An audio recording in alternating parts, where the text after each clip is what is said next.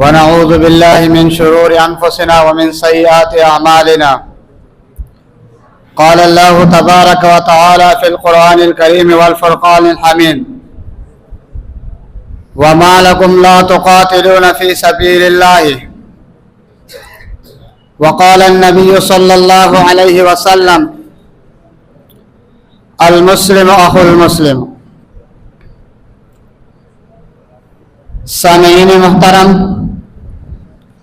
آج مسلمان ہر طرف سے اہل کفر کے یرغال میں پھنسا ہوا ہے.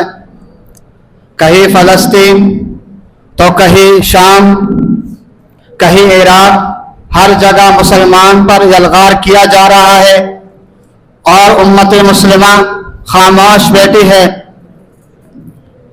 حضرات گرامی، 1 سال اور چند ماہ قبل آپ لوگوں کے علم میں ہے کہ اسرائیل نے اپنے دہشت گردی کا اظہار کرتے ہوئے فلسطین پر حملہ کر دیا اور تقریباً 1 سال کے اندر 40,000 سے تجاوز ان کے شہداء ہے اور 1 لاکھ سے زائد ان کے مریض زخمی ہیں. لیکن اس کے باوجود امت مسلمہ خاموش بیٹھی ہے، کوئی اقدام نہیں اٹھایا جا رہا. حالانکہ رسول اللہ صلی اللہ علیہ وسلم نے فرمایا کہ مومن ایک جسد واحد کی طرح ہے. اگر اسے کسی ایک جسم کے کسی ایک حصے میں تکلیف ہوتی ہے تو پورا جسم بے قرار ہوتا ہے اور بے چین ہوتا ہے. لیکن آج فلسطین کے مسلمان پر ظلم کیا جا رہا ہے اور امت مسلمہ خاموش بیٹھی ہے، کوئی اقدام نہیں اٹھایا جا رہا. میں گزارش کرتا ہوں حکمرانوں سے، تم نے ایٹم بم بنایا ہے، کس کام کے لیے؟ تمہارے پاس اتنی فوج ہے، کس کام کے لیے؟ 57 اسلامی ممالک ہیں، ان کے پاس فوجی طاقتیں ہیں، ایٹم بم طاقتیں ہیں، یہ کس کام آئیں گے؟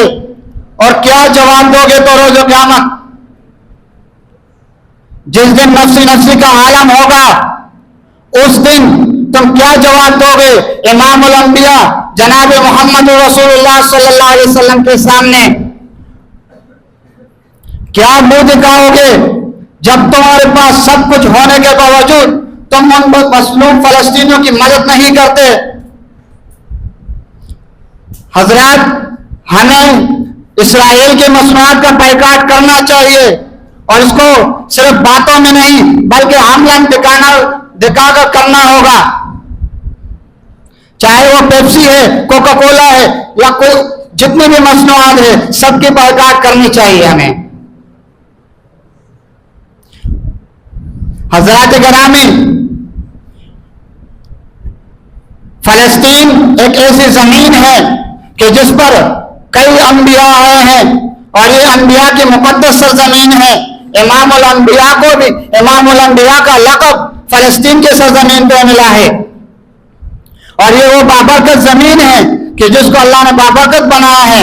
اللہ رب العالمین نے قرآن کریم میں ارشاد فرمایا: سبحان الذی اسری بعبدہ لیلا من المسجد الحرام الی المسجد الاقصی الذی بارکنا، کہ ہم نے اس زمین کو بابرکت بنایا ہے.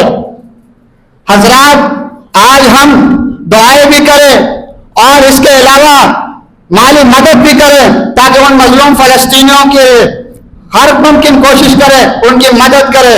اللہ رب العالمین سے دعا ہے کہ اللہ تعالی ہمارے مظلوم فلسطین بھائیوں کی مدد فرمائے. وآخر دعوانا الحمدللہ.